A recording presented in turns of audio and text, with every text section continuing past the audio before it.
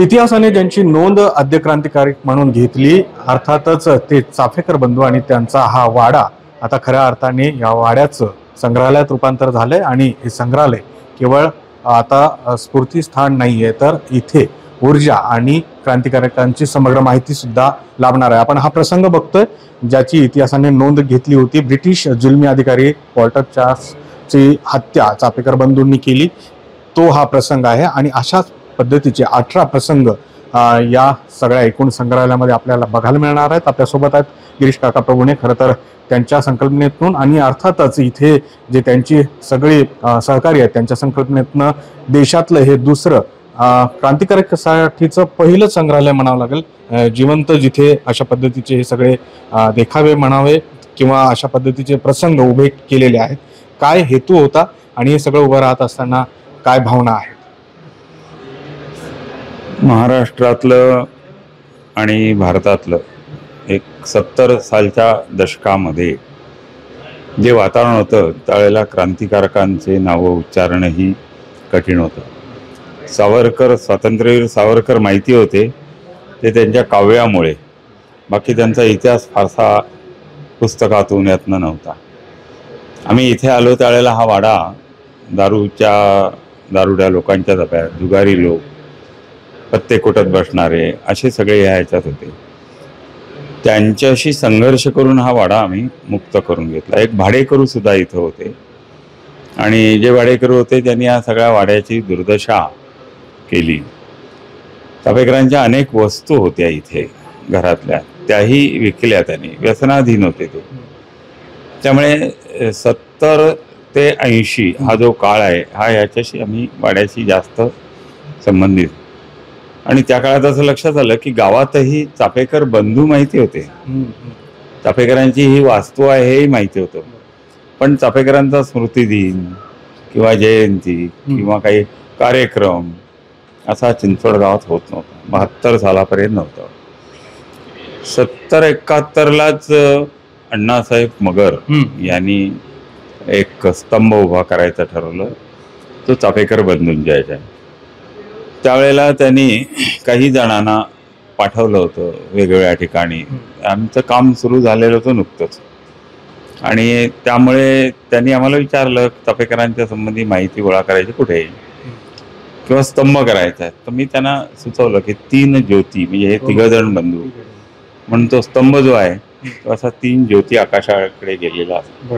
पहिला तो 65 फुटी होता, नंतर 42 फुटी केला आणि तो जवळच्याच इथे चाफेकर चौक होता. परंतु आता जसं आपण सांगत होतात की इथे याच वाड्यामध्ये म्हणजे रँडच्या वधाचा जो कट आहे किंवा इतर क्रांतिकारकांची ज्या चर्चा होत असत किंवा इथे अनेक इतिहासाचा हा वाडा जो आहे तो साक्षीदार आहे.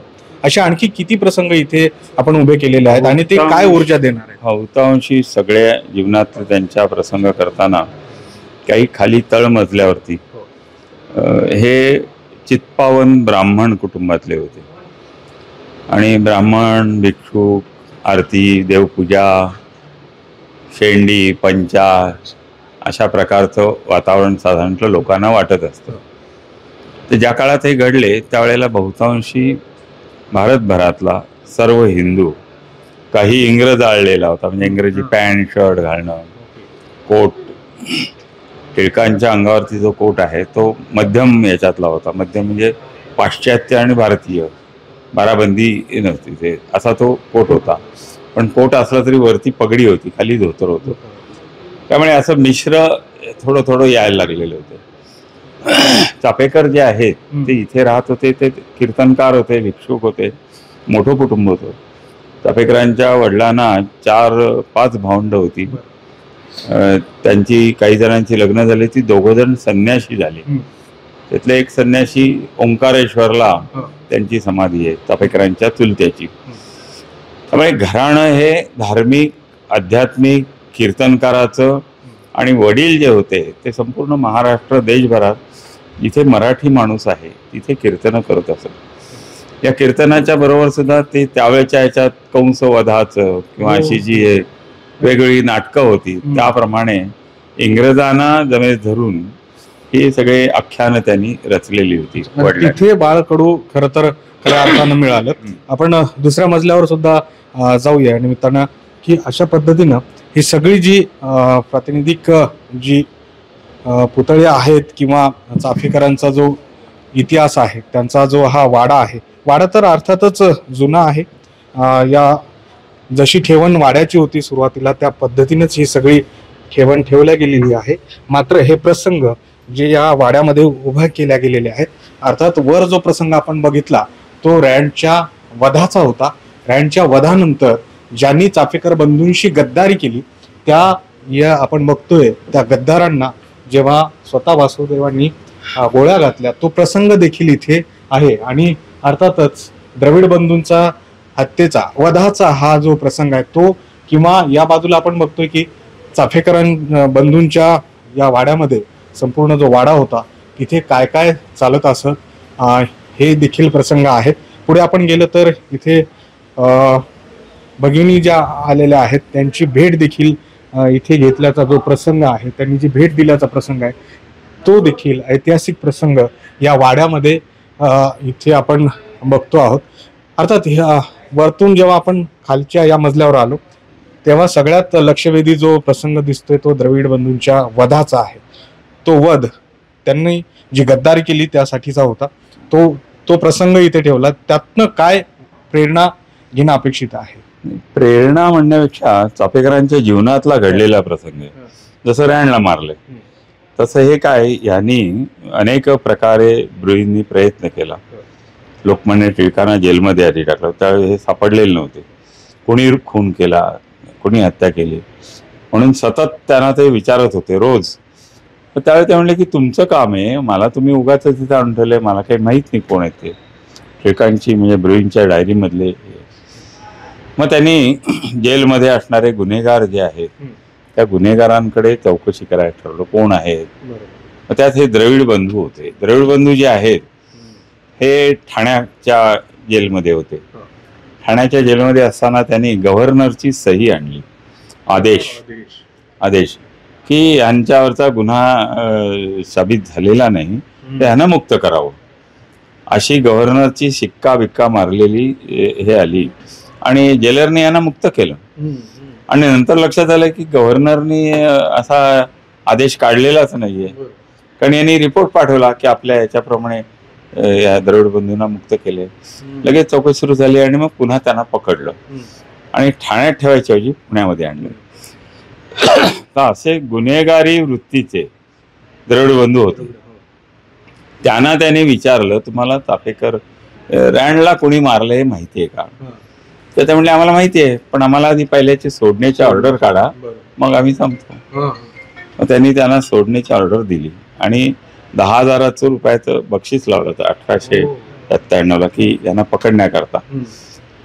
ते घरी गेले, सोडलं आणि आता बक्षीस ही तुम्हाला मिळेल, घरी येऊन तुम्हाला आम्ही कळवू. ह्यानी हे कळवलंय, फितुरी केली आहे. हे द्रविड बंधू नंतर पुण्यात आधी राहत होते, त्यावेळेस चाफेकरांच्या क्लबमध्ये, चाफेकर क्लब म्हणून आधी प्रसिद्ध होता, त्याच्यात पर्वतीच्या मागच्या ह्याच्यात काही दिवस ते त्याच्यात येत होते. त्यामुळे हे यांनी केलेलं असणार असं त्यांना माहिती असल्यामुळे त्यांनी सांगितलं. त्यांना सोडलं. ते यांना कळलं, वासुदेव आणि यांना, या दोघांना आतमध्ये टाकलं होतं. म्हणजे दामोदरना अजून पकडलेलं नव्हते. यांनी सांगितल्यानंतर त्यांना पकडलं, आत टाकलं. बाळकृष्ण चाफेकर हैदराबादला होते, बारामतीला गेले, बारामतीवरून हैदराबादला गेले. बारामतीला टकारी समाज होता, टकारी आणि मातंग अशा यांच्या सहकार्याने वासुदेव बळवंत फडके सुद्धा हैदराबादलाच पकडले. त्याच मार्गाने ते तिकडे गेले आणि मग तिथे जाऊन पकडलं. असं या दोघांना पकडल्यानंतर हळूहळू यांना कळलं, धाकट्या बंधूंना, की यांनी गद्दारी केलेली आहे. म्हणून मग हे गेले तिथे, रानडे आणि वासुदेव चाफेकर. खाली बोलावलं त्याला, वेषांतर करून गेलं की तुम्हाला यांनी बोलावलेलं आहे ब्रुईंनी, तुम्हाला बक्षिसी आलेली आहे. की खाली आल्यानंतर त्यांनी त्याला ही बक्षिसी तुमची म्हणून गोळ्या करून. अर्थातच गद्दारी करणाऱ्यांना म्हणजे चुकीला माफी नाही, हाच नियम तेव्हाही होता. आपण बघतोय की हा सगळा जो वाडा आहे, याच सगळ्या इतिहासाचा साक्षीदार आहे. कदाचित त्यावेळेस द्रविड बंधूंनी गद्दारी केली नसती तर आज इतिहास वेगळा असता. इथे जर पुढे आलो तर आपल्या लक्षात येईल की येरवडा जो कारागृह आहे पुण्यातला त्याची देखील प्रतिकृती इथे दिसते आहे. ही नेमकी इथे प्रतिकृती करण्यामागचा काय उद्देश आहे, दोघांमधला संवाद देखील आपण या निमित्तानं इथे म्हणाला होतात की तोही इथे ऑडिओ रूपात असणार आहे. हा प्रसंग उभा करण्यामागचा नेमका आहे चापेकरांवरती आतापर्यंत 2 चित्रपट निघालेले, 2 नाटकं झालेली, त्या सगळ्या याच्यामध्ये हे सगळे प्रसंग आहेतच. परंतु लोकमान्य टिळक आणि चापेकर हे दोघेही येरवडा जेलमध्ये होते आणि जेलमध्ये असल्याने इंग्रजांनी खूप वेळा प्रयत्न केला की टिळक महाराजांचं नाव यांनी घ्यावं, पण यांनी काही तसं काही हे केलं नाही आणि मग फाशी यांची दिवस ठरला. त्याच्या आदल्या दिवशी ते टिळकांकडे गेले. दामोदरांनाच फक्त त्या दिवशी फाशी झाली. मग हे गेले आणि त्यांनी सांगितलं की आम्हाला तुमच्या रोजच्या वाचनातली भगवद्गीता वाचायला द्या आणि मला काही संदेश द्या. तो संदेश त्यांनी दिला की भगवद्गीता जी आहे, तू जरी फासावर चाललेला असलास तरी तुझा मृत्यू नाही होत याच्यात. म्हणजे आपली परंपरा असं सांगते की वासांसी जीर्णानी यथा विहाय, म्हणजे हे वस्त्र जसं माणूस बदलतो तसं शरीर टाकलं जातं. दुसरं असं आहे की भगवद्गीतेतला श्लोक आहे, हत्वावा भोग्यसे स्वर्गम, जर तू याच्यात मरण पावलास तर तुला स्वर्गाची प्राप्ती होईल अर्जुनाला, आणि जितवावा भोग्यसे महिम, जर जिंकलास तर पृथ्वीचं राज्य तुला मिळेल. त्यामुळे तू काही जरी केलंस तर तुला काही ना काहीतरी याच्यात लाभ. असं हे करून त्यांनी त्या प्रसंगात त्यांचं धीरोदात्त, म्हणजे चापेकर तरुण आहेत, हे 50च्या आसपास आलेले आहेत, अशा ह्याच्यात त्यांनी त्यांना भगवद्गीता दिली आणि ती भगवद्गीता घेऊन हातमध्ये बांधलेले होते त्यांचे आणि त्या हातामध्ये ती भगवद्गीता होती. शेवटपर्यंत त्यांनी भगवद्गीता ती सोडली नाही. ही भगवद्गीता जी आहे ती बाबासाहेब पुरंदरे यांच्याकडे आजही आहे. विद्वांस म्हणून यांचे नातेवाईक होते चापेकरांचे, त्यांना अंत्यविधीसाठी बोलावलं होतं आणि या मुळा मोठा जी नदी आहे येरवड्याला तिथे त्यांचा अंत्यविधी केला. अंत्यविधी करताना त्यांनी भगवद्गीता काढून घेतली आणि ती आपल्या बरोबर ठेवली. अजून काही साहित्य होतं तेही घेतलं आणि मग त्यांना अंत्यविधी केला. त्यामुळे हा प्रसंग भारतीय याच्यामध्ये पहिला प्रसंग आहे की भगवद्गीतेसारखा हे घेऊन फासावरती जाणं. पुढे ह्या भगवद्गीतेवरती हात ठेवून खरं सांगेन, खोटं बोलणार नाही, अशी जी परंपरा आली त्याची हे आहे. म्हणजे पिस्तूल घेऊन सशस्त्र क्रांतीच्या दिशेने जाणारे त्यांनी जो व्यायामशाळा काढली तिकडे पर्वतीच्या इथे, 350 तरुण होते आणि सर्व समाजातले होते. हे 350 तरुणांची संघटन उभं करणं या ह्याच्यात ते अनेक राजांकडे गेले. ते राजर्षी शाहूंच्याकडे गेले, बडोदा नरेशांच्याकडे गेले, काशी नरेशांच्याकडे गेले की आम्हाला सैन्यात घ्या. बहुतेकाने सांगितलं तुम्ही ब्राह्मणांनी सैन्यात पूजा अर्चा करा, सैन्य हे तुमचं काम नाही. म्हणून मग त्यांनी स्वतः हे केलं. एक भाऊ बाळकृष्णला नेपाळ नरेशांकडे पाठवलं, पण तिथे जाऊ शकला नाही वादळी आणि याच्यामुळे परत आला. आणि मग ह्या प्रकारे त्यांनी सैनिक शाळा काढली आणि हा सगळा घाट रचला. प्लेग हे निमित्त होतं. प्लेगची साथ होती. प्लेगच्या साथीमध्ये माणसं पटापटा मरायची, परंतु घराघरात घुसून इंग्रजांनी अत्याचार केले, स्त्रियांना विवस्त्र केलं, गाठ यायची काखेमध्ये, जांघेमध्ये गाठ यायची प्लेगची, त्याकरता विवस्त्र करून नाही केलं जायचं. लाथा मारून देव उडवून टाकले होते. ह्याचं उदाहरण त्यांनी पाहिलं अनेक ठिकाणी. आणि म्हणून ते हे करण्याच्या आधी हा जो अलका टॉकीच्या जवळ विठोबा आहे पुण्यात, तिथे लोकमान्य टिळकांचं अहिताग्नी राजवाडे तरुण यांच्या बरोबरीचे अशी त्यांची सभा चाललेली होती. आणि यांनी टिळकांना जाऊन आव्हान केलं चापेकरांनी, तिघही बंधू आणखी 5-6 जण, की मोठमोठ्या मिशा धराव्या कशाला, असं नुसतं भाटासारखं बोलून काम होत नाही. त्याच्याकरता शिवाजी आणि बाजीराव याप्रमाणे तळहातावर शिर घ्यावं लागतं, तेव्हाच स्वातंत्र्य मिळतं, तेव्हा शत्रू नामावर होतं. याची आपण कविता त्यांची तिथे लावलेली आहे. हे म्हणल्यानंतर टिळकही त्यांना म्हणले की आम्ही तर गप्पा मारतोच आहोत, पण तुम्ही गप्पाच मारताय, अन्यथा रँड जिवंत राहिला नसता. मग हे म्हणले की ठीक आहे, आम्ही काय करावं, वाड्यावरून भेटा. मग गायकवाड वाडा जिथे राहत होते तिथे जाऊन भेटले आणि मग पुढचा हा 3-4 वर्षानंतरची तयारी करून, एकट्याने करू नका, सगळ्यांना बरोबर घ्या, असं करून ती व्यायामशाळा पुढची हे झाली. त्यामुळे हा असा संताप झालाय आणि गोळ्या घातल्या किंवा डोक्यात मारलंय, दगड घातलाय, असा आहे नाही. योग्य व्यवस्थित पाहून त्यांनी त्या ब्रुईंच्या सांगण्यावरून दामोदर चाफेकरांनी पूर्ण स्वतःच आत्मकथा, या घटनेमागची कहाणी तुरुंगामध्ये लिहिली मोडी भाषेत. त्याच प्रसिद्ध आहे, महाराष्ट्र शासनाने प्रसिद्ध केली आणि अर्थातच त्यानंतरचा सगळा इतिहास आपल्याला आता बघायला मिळतो. काका, अगदी थोडक्यामध्ये, म्हणजे थोडक्यामध्ये म्हणताच येणार नाही, तुम्ही जे काही तुमच्या सगळ्या जे काही तुमची सगळे सहकारी होते त्यांनी हा वाडा किंवा याची जपवणूक करण्यासाठी म्हणून किंवा याचं सगळं संवर्धन करण्यासाठी म्हणून जे काय अथक प्रयत्न घेतले, आतापर्यंत जो काही त्याग केला, त्याचं वर्णन किंवा ते शब्दात करता येणार नाही आम्हाला. पण तरी आज जेव्हा ही सगळी वास्तू उभी राहिली, तीही अशा पद्धतीने संग्रहालय स्वरूपात उभी राहिली, हे सगळं बघताना आणि पुढच्या पिढीला हा सगळा इतिहास अशा दृश्य स्वरूपात देताना, त्यांच्याकडे हा वारसा सोपवताना तुमच्या नेमक्या भावना काय आहेत? आणि जे तरुण आहेत त्यांनी असं नेहमी म्हटलं जातं की इतिहास वाचला पाहिजे, इतिहास बघितलाय पाहिजे, की ह्या सगळ्या काळात तर एवढ्या सगळ्या प्रतिकूल परिस्थितीतनं देशाला स्वातंत्र्य मिळालं आणि ते आपण जपलं पाहिजे. तुमच्या आत्ताच्या भावना काय आहेत जेव्हा हा वाडा, ही वास्तू आता संग्रहालय मध्ये रूपांतरित झाली? हे क्रांतिकारक होते, यांचं प्रेरणास्थान शिवाजी महाराज होते. त्यामुळे शिवाजी महाराज, बाजीराव, बाजीप्रभू देशपांडे हे लढवय्ये होते सगळे. आणि ते लढवय्ये असताना केवळ आपलं राज्य टिकावं म्हणून लढले नाही, स्वराज्य म्हणजे स्वतः या देशातल्या आक्रमकांना घालवून टाकायचं आणि राज्य निर्माण करायचं, असा संस्कार असल्यामुळे आज तो संस्कार लुप्त झालेला आहे. आज आता स्वातंत्र्य मिळालेले आहे. स्वातंत्र्य मिळाले तरी सुद्धा आपण ज्या भूमीत राहतो, त्या मातीमध्ये राहतो, जिथलं अन्न खातो, त्या सगळ्याचा विसर पडलाय.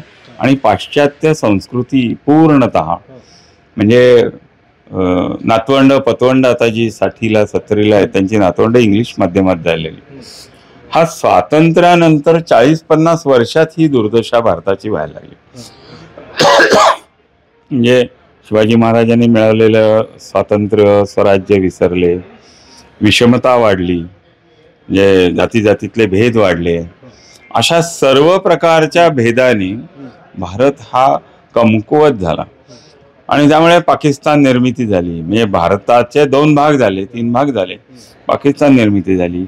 काश्मीर सारखा ज्या भाग आहे तो स्वातंत्र्य मिळाल्यानंतर 1 वर्षातच परकीयांनी, म्हणजे पाकिस्तानी तोडून गेला. 60,000 चौरस किलोमीटरचा भाग पाकिस्तानने, अक्साई चीन, पुन्हा 62,000 चौरस किलोमीटरचा भाग चीननी, अशा 2 तुकडे, एक 48 साली आणि एक 62 साली हे भारतात. पण कुणालाच काही त्याचं वाटलं नाही. देशाच्या पंतप्रधानांपासून राजकीय पक्षांपर्यंत काहींनी त्याच्याकरता लढे दिले, श्यामाप्रसाद मुखर्जी किंवा अशाने. पण देशात काही फारसं परिवर्तन झालं नाही. देशाचे तुकडे झाले, लोंढेच्या लोंढे आले निर्वासितांचे, पण आमच्या जीवनमानात काही फरक पडला नाही. हे पाहिल्यानंतर चाफेकरांचा वाडा जो आहे, हा वाडा पाहिला, इथे मागची सगळी पडक्या भिंती होत्या आणि दारू पिणाऱ्यांचा अड्डा होता, जुगाराचा अड्डा होता.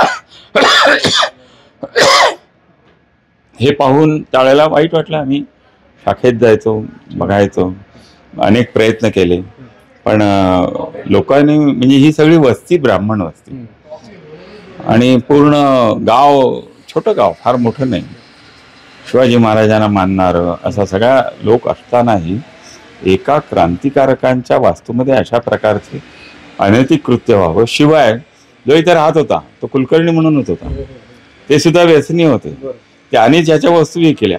म्हणजे जातीचा प्रकारच काही नाही. ते ब्राह्मण होते आणि चाफेकर होते, तरी त्यांनी त्यांच्या घराची डुलडाण केली. आजूबाजूची ब्राह्मण वस्ती होती, चिंचवड गाव मोठं मोरया गोसावी देवस्थान, असं सगळं संस्कारित गाव असताना सुद्धा क्रांतिकारकांच्या विषयी इतकी अनास्था. म्हणून आम्ही व्याख्यानमाला चालू केली, यातनं प्रबोधन होईल. दुर्गाबाई भागवतांपासून अनेकांना इथे आणलं.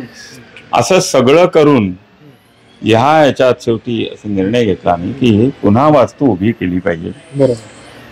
एक ब्राह्मण असलेल्या कुटुंबातून ही मुलं फासावर जायला तयार कशी काय झाली हे लोकांना कळलं पाहिजे. कसा संस्कार असतो घरातला, काय असतो. मग हे संस्कार जे आहेत, कीर्तनकारांची मुलं आहेत त्याची तयारी आहे, पूजा अर्चा करतायत, सर्व प्रकारचे. जेवणाच्या वेळेचा मंत्र आहे, आरतीच्या वेळेला मंत्र आहे, किंवा प्रत्यक्ष संकल्प सोडताना मंत्र म्हणला जातो. बौद्धावतारे असं बुद्धाच्या पर्यंत सगळ्या काळामध्ये एखाद्या घरातले 3 बंधू अशा पद्धतीने देशासाठी आहुती देतात, हा पहिला प्रसंग.